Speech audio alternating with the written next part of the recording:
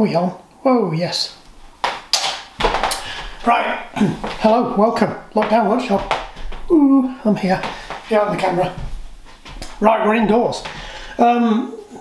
Picture the scene. One day to Christmas.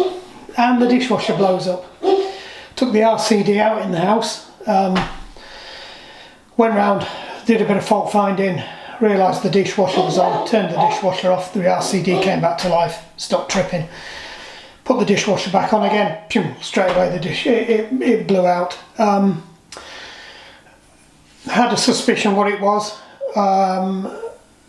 We put it onto. It was taking about 10-15 seconds to trip the RCD. So the RCD is a residual current earth leakage device that's built into most UK fuse boxes. I'm assuming you've got similar things. I think we've moved on a bit now. I think each individual fused leg now has an RCD built into it rather than just one RCD for the entire thing. So it means it doesn't take out your entire house every time you get a bit of earth leakage on one leg, which is what used to happen. But anyway, right, waffling. So it was blowing the RCD rather than blowing the fuse. So it wasn't overloading the line. There was an earth leakage. So something was going to the chassis. So he's got some fairly obvious things. There's only really three things that can be. It's either the basically you've got a short circuit to earth going on, and the RCD in the fuse box detects it. So a couple of things it could be. It could be a failing of the insulation in the windings on any one of the two pumps that are in here, either the main circulation pump or the evacuation pump. We quickly decided it wasn't the evacuation drain pump because we got about 30 seconds before it tripped it, and in that 30 seconds you can cancel the current program, and as soon as you cancel it, it automatically goes onto the circulation pump and drains any water that's in the system out so that you can open the door up. So we knew that was working because that took about 2 minutes to drain down and close off. So it had to be something that was on the main cycle that was causing the problem. So the only two things that are running on the main cycle, well, three, I'll come to the main two. The main two is your main circulation pump, and your other is your heater that heats the water. The third one is obviously the program board. So it could be that there's a fault on the program board in the logic circuit somewhere, that when it sends power out there's a short in there, or it could be that there's a wire that's got damaged or a mouse has chewed it, and when that wire's got current going down it, it was shorting out to the cabinet. So it could be that as well, right? I'm fairly confident it's either the pump or the heater. Now, when we initially looked for parts to decide whether it was worth stripping this stock down, the heater units, I could pick them up for about a through flow heater, which is similar to like a smaller version of what we've got in the jacuzzi. They were about 17 to 20 quid. Pumps were about £100. So I'm like thinking, well, it's okay, it's more than likely it's the heater, because you could hear the pump turning. I'm not saying it isn't the pump, it could very well be the circulation pump and the heater. As it turns out, I was looking at the wrong model. We pulled out the manual for the previous model we had to this. So this one's about 4 years old in September, so it's 4 years, 3 months or something years old now. We've had them for we've had Beko, the last one lasted about 5 years before the logic circuit or the pump blew out on it. I can't remember what, but it wasn't worth repairing it, so we just bought another one, and this is about as cheap and nasty as you can get, so it's done well to get this far. Obviously things are a lot more expensive now, shit, blah blah blah, all that kind of stuff, and we're going to have a go at fixing it. I had a Smeg before this, and I think we had that about 6 or 7 years, and I replaced everything on that because everything broke. Pump, heater, circulation pump, door latches, several times the door latch broke. In the end we only got rid of, in fact I remember why we got rid of the second Beko. Yeah, it was playing up, but also all the baskets started going rusty, so it was leaving rust stains on all the things. Really shit quality, these Bekos, I'll be honest. But anyway, we pulled out the right manual for this. gone back online again this morning to have a look at what the parts situation is for this, so I get an idea of what I'm looking at before I get started, just before I start ripping it out. Because you may have noticed, it's built in, and that cupboard was absolutely full to the gunnels. We've had to empty that cupboard out, get the shelf out. The back of that cupboard's got to come out just so I can get the cable out and then bring it out. But anyway, enough of that. It's nothing fancy, but you don't want them breaking just before Christmas, so we're on hand wash now. So the kids are mutinying. I say kids, young adults. So it needs fixing. So it's about 100 to 150 quid for a replacement pump heater. They're a combination now. They're one and the same. Even though you can unclip the heater from the front of the pump because the heater's in the impeller, and all the other manufacturers, from what I can see, sell just the end piece where you can unclip it and put a new one on. Not Beko. You've got to buy the whole unit, even though you can see that you can unclip it. But no, so we've got to buy the whole thing. So I guess that's it. It's coming out. We'll have a look at it. We'll see if we can confirm 100% that it is the heater or the pump. So we'll do some tests on that. I've dragged some stuff out, which I'll be honest, I'm a bit rusty at some of this stuff, but we'll have a play with it as we go. But what I need to do is get that out. So I'm just going to shut you down now while we get this out. I have tested it this morning. I put it on a flush cycle, which doesn't use the heater at all, and it's run all the way through. So that's why I know that the circulation pump is actually working as well, because the circulation pump goes on that, but the heater doesn't. So it's we feed this off our hot water cylinder because we get in the summer we get free hot water because we've got solar heating for the water. So our dishwasher, instead of being plumbed into the cold like it says you're supposed to do, ours is actually plumbed into the hot water tank, but we have a mains pressure hot water tank, so that's fine. That's why you wouldn't normally do it, but it's okay for us because we've got mains pressure. Waffling again, but anyway. So because I know that I had to check on the tank the water temperature is about 60 odd degrees, so I know it's not going to take any hot water, it's not going to take any heating, it's just going to take the water. It's not going to turn the heater element on. It didn't. It ran all the way through the cycle. Have I run it again this morning? No, because I can't be bothered to blow the RCD because I have to run around, turn everything off and turn it back on again. We really don't want to do that. I'm assuming it is still broken.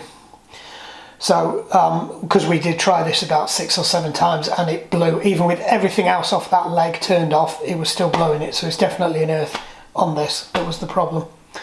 So, with that said, let's get this flipping thing out. And yes, it's minging in there. It doesn't help the dishwashers next to the bin, and people tend to just tip stuff straight in the bin as they're putting it in the dishwasher. So half of what you're tipping in the dishwasher ends up splashed up the sides. So yeah, it's a minging mess, and I'll be honest, our kitchen's about 20 years past its sell-by date. It was the original kitchen when we moved into this house over 20 years ago, and it was in that room over there, and then when we extended the house, the kitchen came and lived in here. And we just bought a few extra units and tried to make them match, which is why we've got a couple of odd units as well. But anyway, it's due for replacement, but I ain't going to do it while we've got dogs and kids living at home. So if you don't like the state of my kitchen, live with it. Right, let's get this out. It's fairly straightforward to get it out. I've just got to kick that plinth off that's covered in dog snot and dog food. Get that out of the way, and then all I've got to do is just get that plug out the back of there and just pull it straight out. It just comes straight out. They're almost they're not as built in as they used to be. It's pretty much a freestanding unit. You can run them as a freestanding unit as well, because I think they've actually got a top on them. So a lot of built-ins are exactly the same. It's just that you can put some screws up there and you have a different plate or something. I seem to remember, it'll prove me wrong when I pull it out and it has got a top on it, but the only difference is between this and the freestanding one is it has a different top on it, but it's exactly the same unit. Right, anyway, right, that's it. Let's turn you off and see if my remote's working. That wasn't too bad. Just had to clean the sides down as I've discovered a whole load more dog snot, food and detritus that's got down the side of it.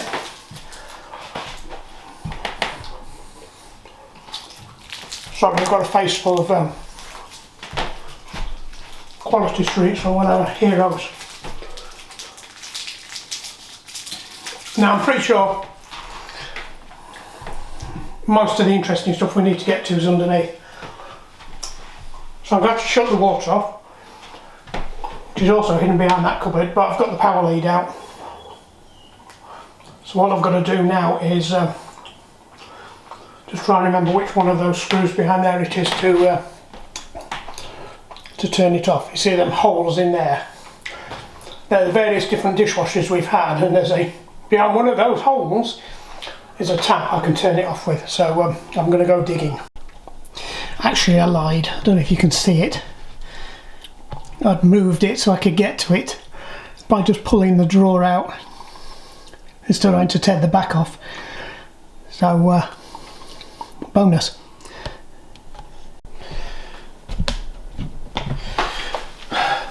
Right. Given we normally have about 57 floods, I'm going to try and work out if we can get this off here without flooding the kitchen out like I normally do. That is really tight.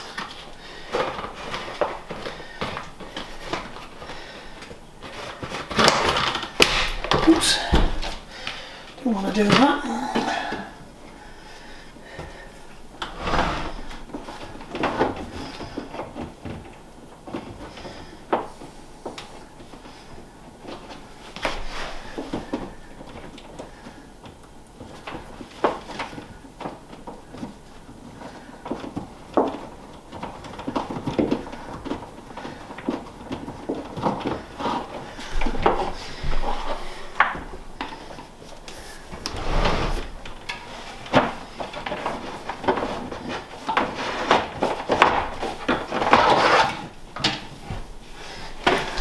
Caught it.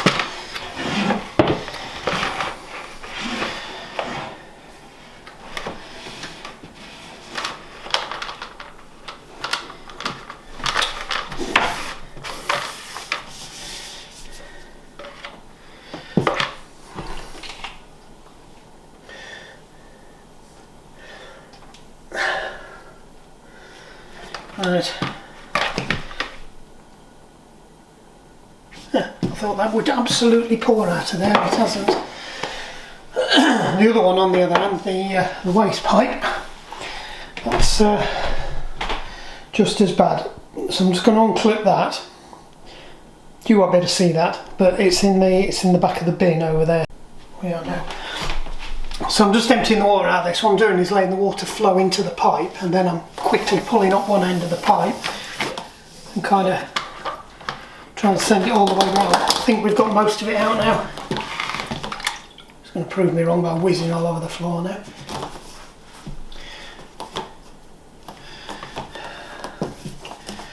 Even though I've stuck it underneath this twice, it's still managing to get in the way.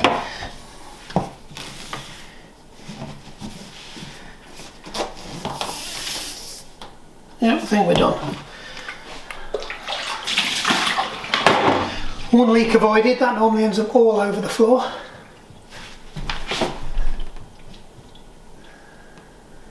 At this point now we've got the dishwasher completely free, I'd normally go and have a quick check for leaks. So other than the amount of water I've just chucked on the floor, it does actually feel quite dry.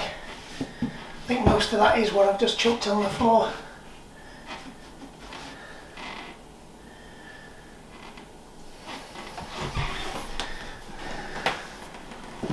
Right, oh, are you still with us?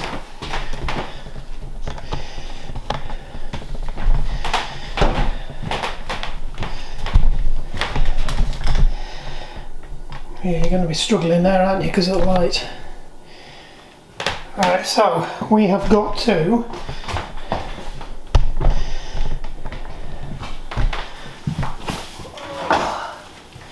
nobody wants to see inside our bin cupboard.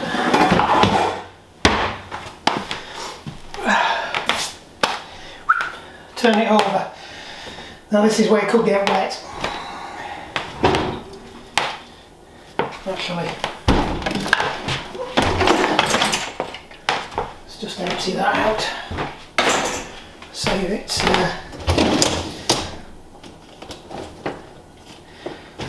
Don't think it's going to make any difference. Now there is a load of water in there. I could. No, it looks like we've got it all. So there is water in a reservoir down there, but I think by draining the back out, I think we've got rid of most of that. Let's just have a look, see how we're doing for water. So these are usually like a tray at the bottom of there, and you can catch the water. Now it might be I don't need to fully turn it upside down to get the motor out. Might be able to do it with it on its side like this.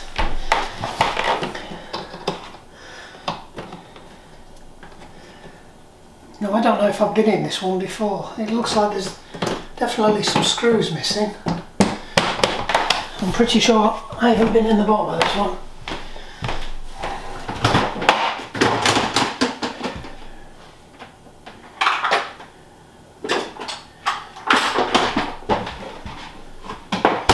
We bought the mobile toolkit out of the garage as well.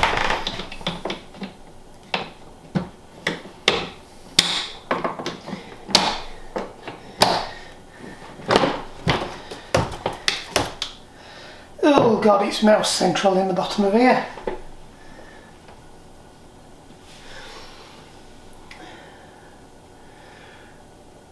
Right. Let's see if I can... So, the idea of this is, this plate here catches any water. So if there is a water leak, this sensor here has got a float on it, there.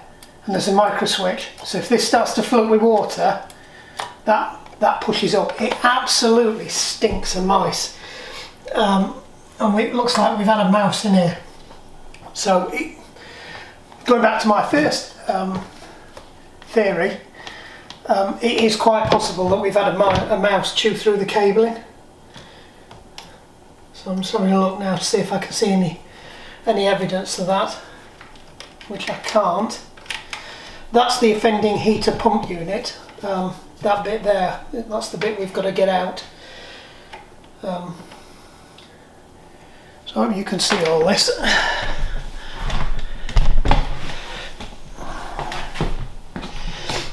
So that bit we're zooming in on there, I mean if you want to have a look at the mouse droppings, they're there. So we're going to have to clean them out, but it absolutely stinks of mouse. So that's the bit we need to get out. That's where is it? Oops. That bit there.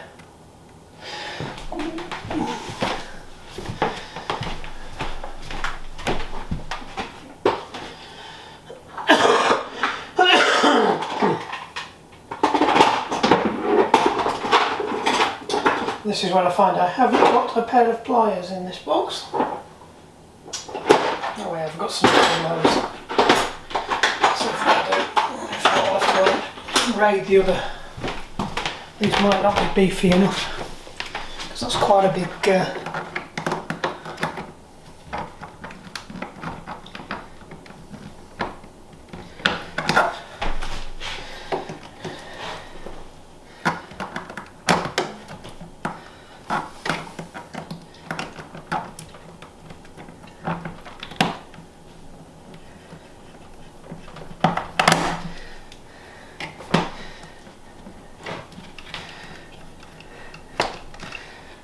that's that bit clear.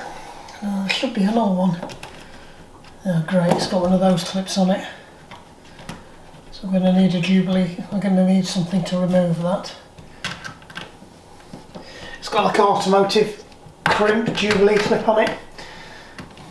God, it stinks.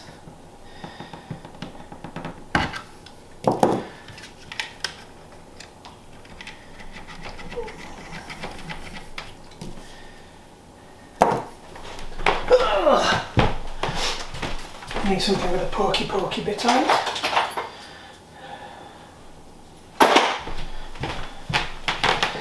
So, a lot of electrical connectors have a retaining clip inside them, so you've just got to press down the retaining clip to get them off. That purple wire needs to come out. I think that connects into That's the heater element, I think. Yep. Can't see any signs that that's... Oh, what's that? Hold on. Oh no, that's a bit of shrink wrap.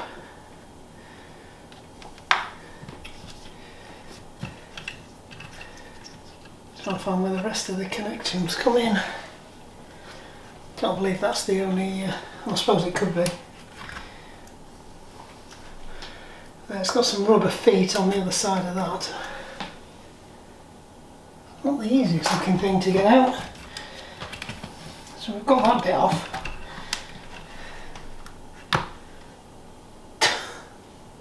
Great. That might be our problem.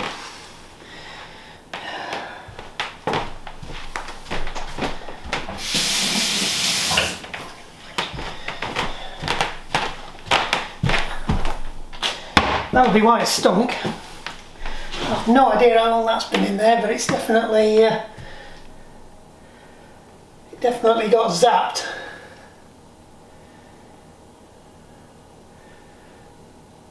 I wonder if it did chew through the wire then.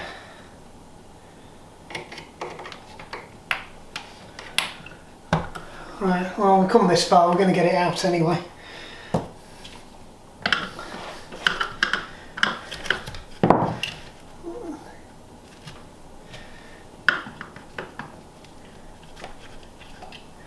I've no idea how you get that out. I can't even see anywhere where it's fastened on.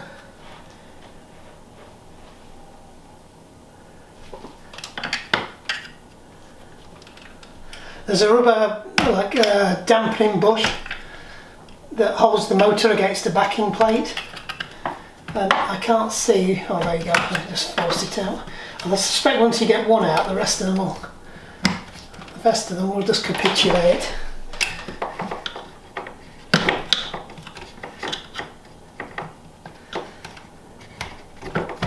That's two.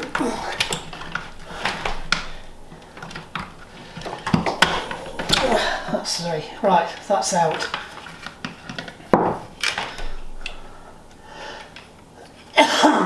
Right, I suspect what's happened is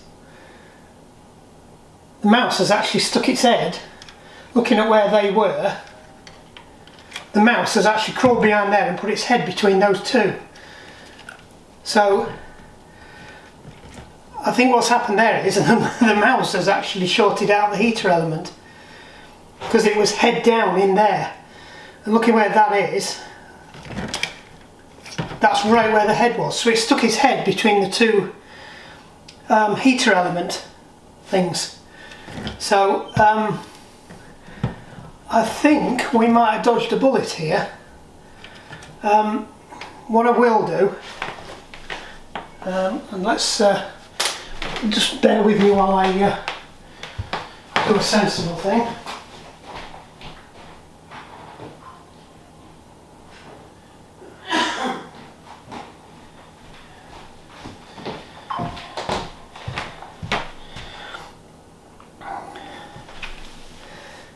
I just want to get the picture of the wire where they are, because I'm going to pop these out.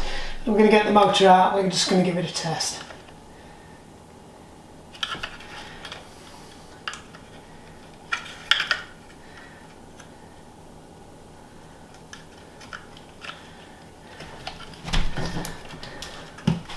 God, why do I need two hands for this? There's a retaining clip, but it means you've got to, even when you pull the retaining clip out of the way, you've got to pull the block out by its wires, which is never a good thing. If you had another pair of hands, you could prise it underneath that. I'm not sure you could, oh, you see, you could pull them in the wrong way. No, you can't. There's a split that stops you putting them in the wrong way around, I think. Possibly.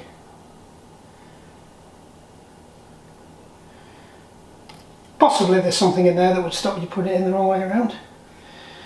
Right, so we'll just give this a quick visual inspection over on the side. Sorry, the light is not very good here because we are right in front of a window. But I'm old and I need to see the light. Right, so there's a couple of basic things we can do first. I can check the ohms across there. So we'll set it to 20 ohms.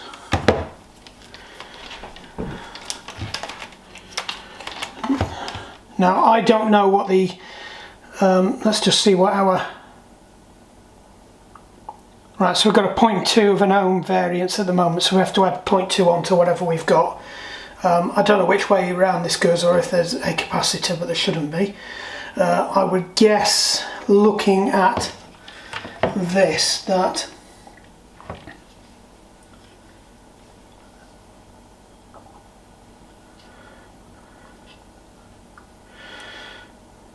that's live, that's neutral. So this side's the live side.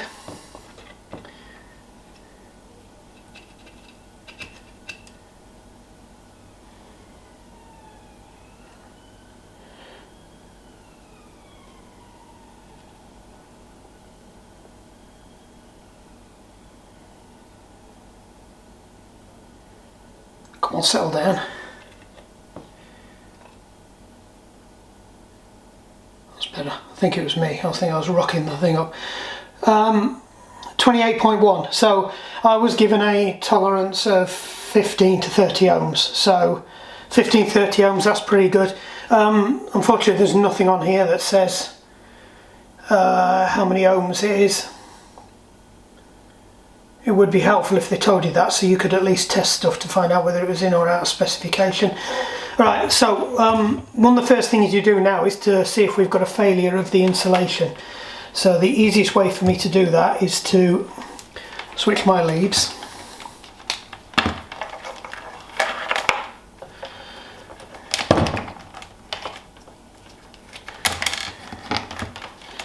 Just check we've got a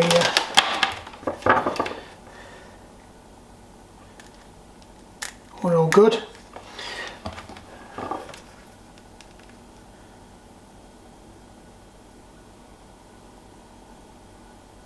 Point 3. So what we'll do is we'll just attach that to earth. Right, just test the earth and check we've got a good earth first. So that should give us the similar reading. It's not very good connection there. Let's try that. 0.3, yeah, right. So what we're going to do now is we're now going to see if there's any shorts to earth. So what we should do is get an open circuit. Nothing there. Nothing there, just to prove. Then we've got our effectively closed circuit. Right, so there is nothing there. Now that's checking for basic stuff. We know the motor's good, so it is the heater element, because we've tested. If we were testing the motor, we could put the prongs down there and probe those, but it would be easier to back probe those from the thing, or you could get the cover off and get to the switches anyway. Now this is what I mean, where you can actually get this off.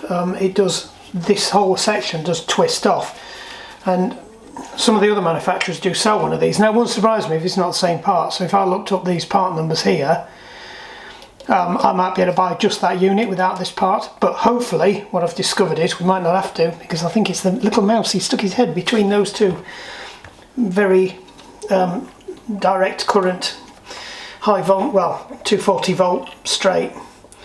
Right, so there is one other thing we can do. Now this is where my knowledge starts to run a bit thin, is we can use this. Now this is called a mega. So what this has the ability to do is create incredibly high values of voltage to test your insulation. So your insulation can fail, not let a massive amount of current through, but it will let voltage through. So very high voltage, you have to have really good insulation. So you can get small amounts of earth leakage through your insulator if your insulator is starting to fail. So Now what you'll do is we're going to put this on maximum, so it's 10,000 volts. That's nothing where we're going to hit it, but this is where I need about 10 pairs of hands to do this, and you've got to make sure you don't touch anything as well. So you can see I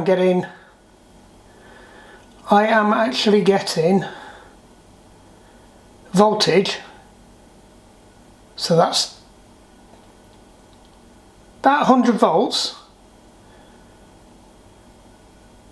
Sorry, that was about 150 ohms is passing through this, through the thing. So even this rubber is conducting. So we've got about 250 going through at the moment, right?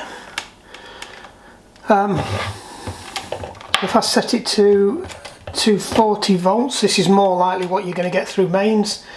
So let me just crank that on there. So this is what you test on windings on a generator to see if they were failing, because they do create very, very high levels of voltage.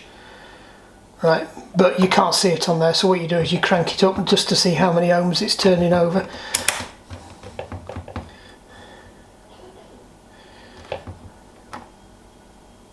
Right.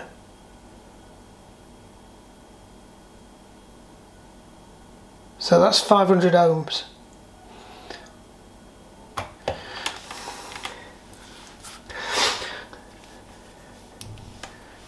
As opposed to that, when it goes all the way, because it's passing everything.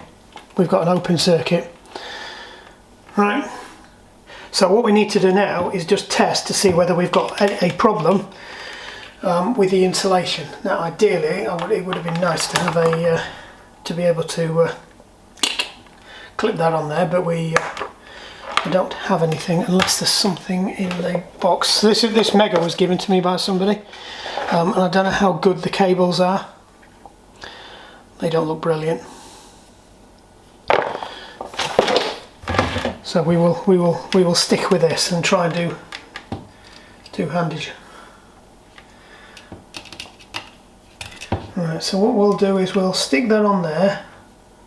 We will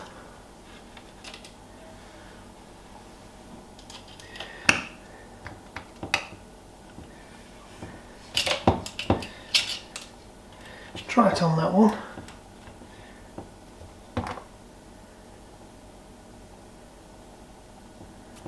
Oh, that's why.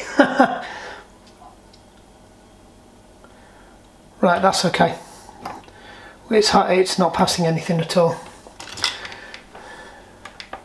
So all we need to do is just check the other one. Don't know why though, but it's the negative side you're supposed to. Is the one you should really check. What I was doing at the beginning was I was actually touching the. I was touching the outside of it anyway. No, that's okay. So I think the insulation's good on that. It hasn't failed. It's hardly moving the needle at all. This is where I'm a bit out of practice with this. I don't know what's an acceptable amount. But I would say that insulation's pretty good. We were getting less on that than we were getting on this piece of rubber. So I would say if the insulation on that's better than that piece of rubber, we're doing all right. This would be my view of the world. One thing I will do is I'll just check that moves freely, which it does. So we'll get this back in now, and then we'll see how we go.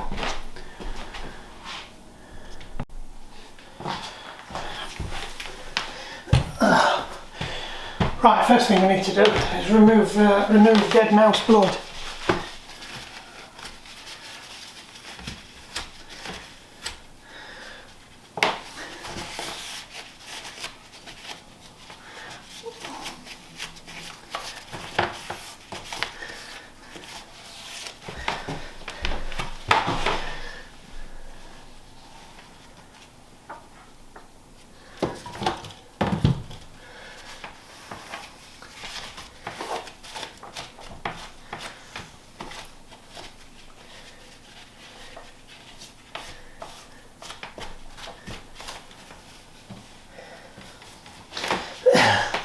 What's ironic is he's not the first mouse to bite the dust.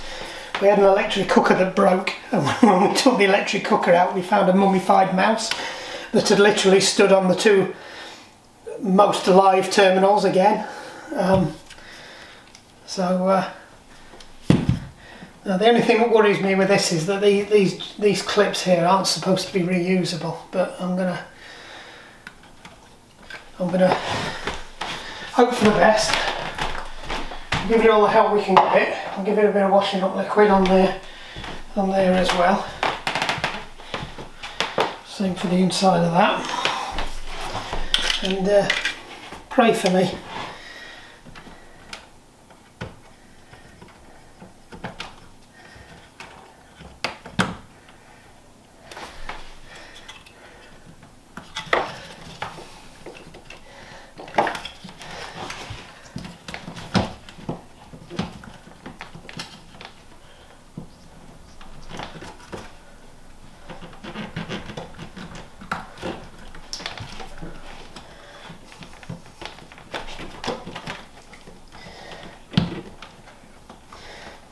Because if this doesn't work, I'm off to go and get a Jubilee clip.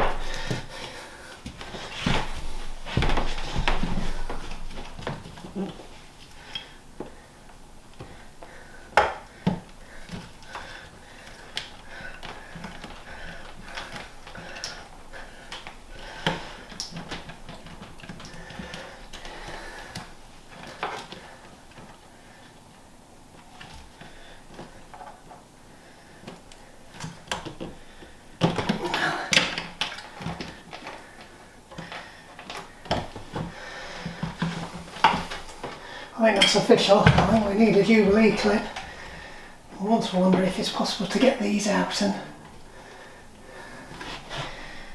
because I think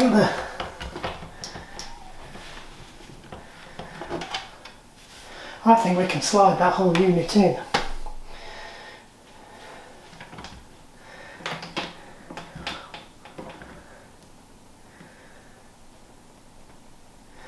Yeah. I think this comes out. We can seat the motor in it and then slide it in, hopefully.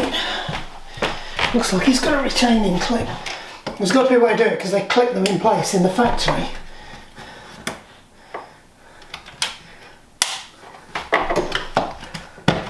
There we go. Hunch right. Either that or we're going to have to push them through.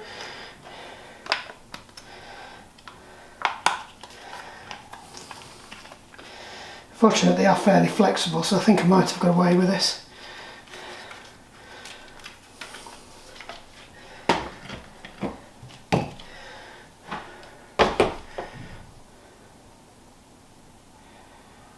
Yeah, I don't think I'll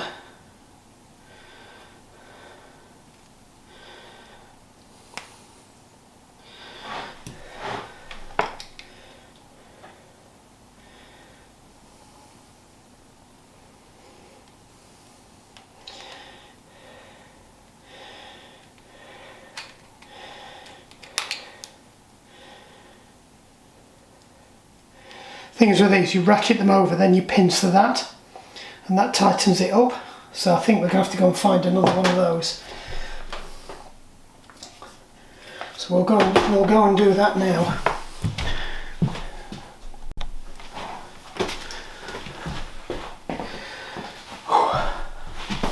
Time for the fight to begin. That's the clipping.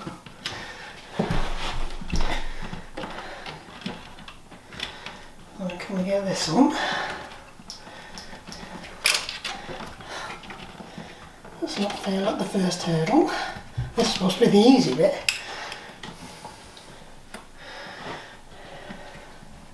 Of course, I didn't fetch a pair of pliers when I went up there, did I? No! We already know we can't do it that way up.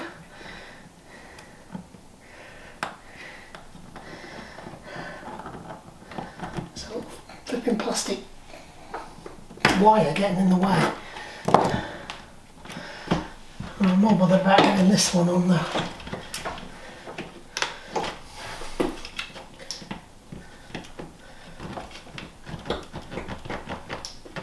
Go on, you're nearly there.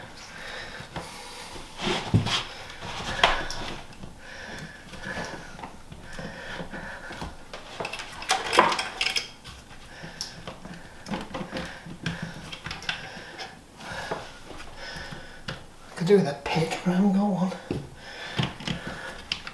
Because we didn't think to bring one of those down as well.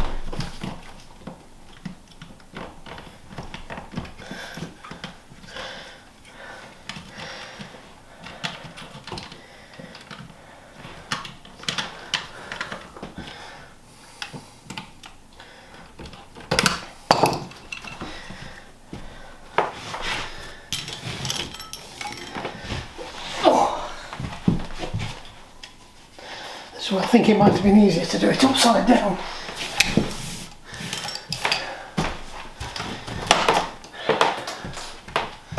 Whee!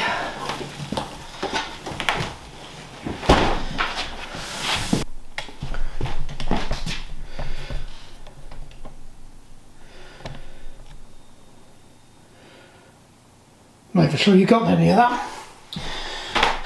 Looks like you've been looking at the front of that. Anyway, right, I've managed to wrestle this on and get that clip back in using the existing thing, though I'm not, it looks to be solid enough. That was an absolute pig.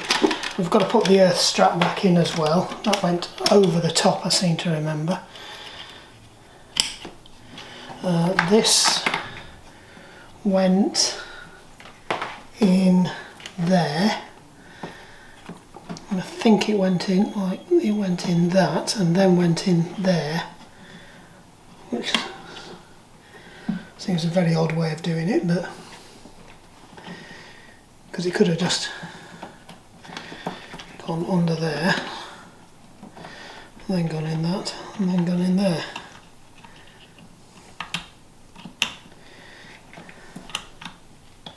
Unless it went in that way round. You can't see any of this.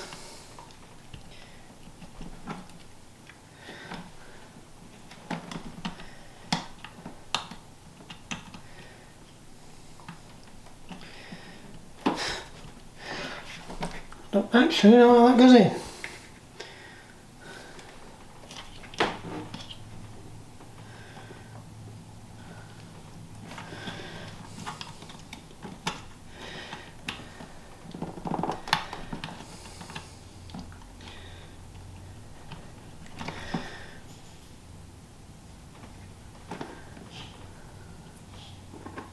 I'm missing something fundamentally obvious and actually go, because it goes in like that, 90 degrees.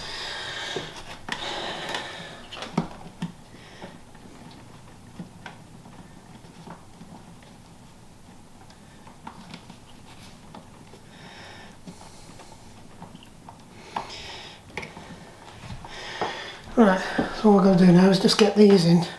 So fortunately we took a picture, and the one that's closest to the outlet is the purple one, and then the green one. Right.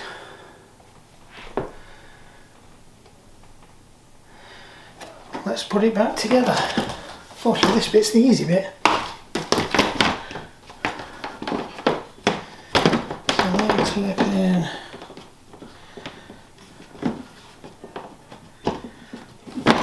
Like that.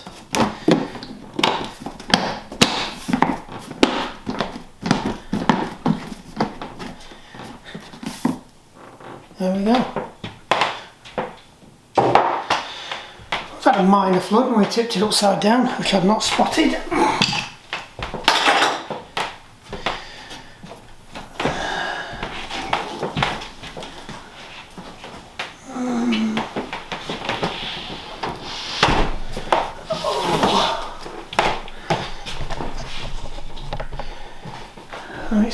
It's having a little wee everywhere.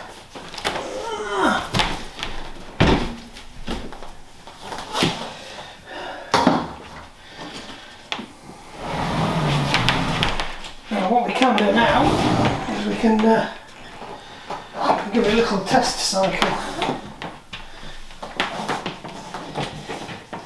We can connect that up, we can connect that up, and we can try and get that in the back of there.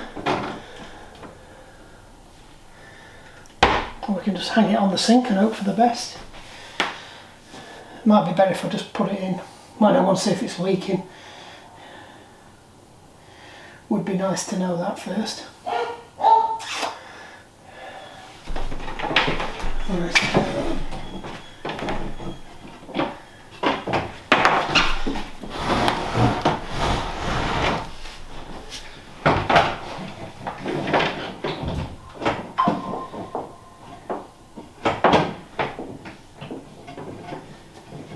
Just check we've still got the washer in the end, because that won't be the first time we've done that.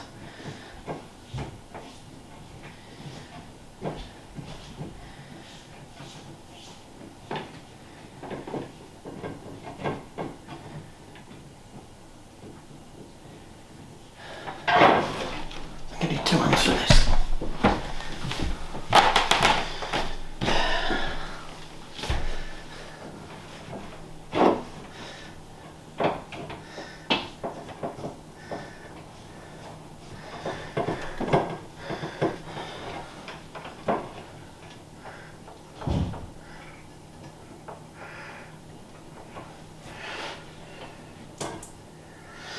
Right, that's the water on. That's the power on.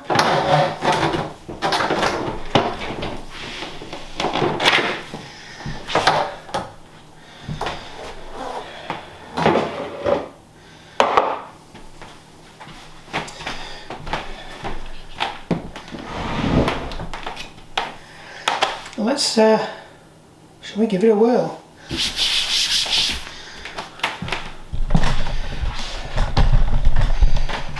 So I'll know fairly quickly if it's going to blow it. Just put all its gubbins back in, otherwise it might throw a wobbly over that.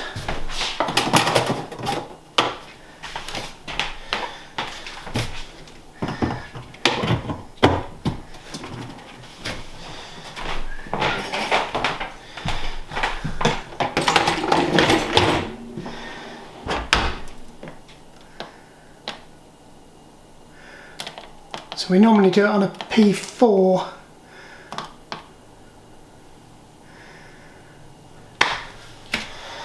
Right.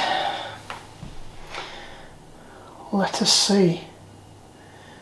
Have I done everything? Power's on, yeah.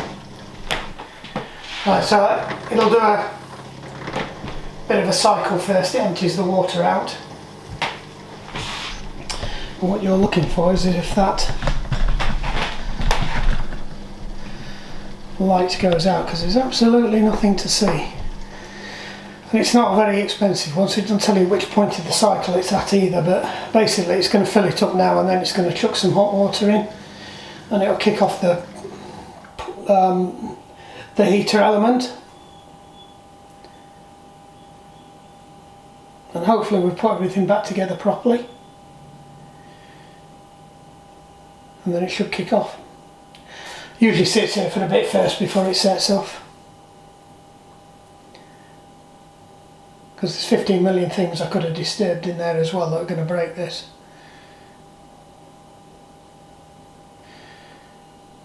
Right, well I'll tell you what, I'll bring you back and I'll let you know how it goes.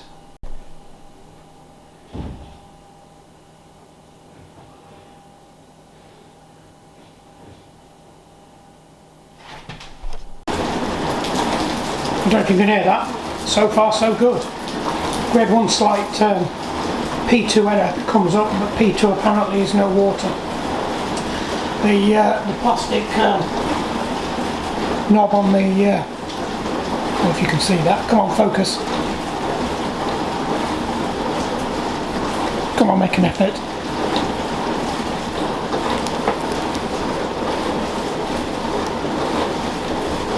Come on. Put some effort in. Yeah, absolutely mullered. Just happened to fail as I turned it on.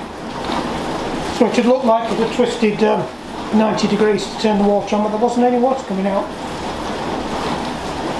So hopefully that's fixed it.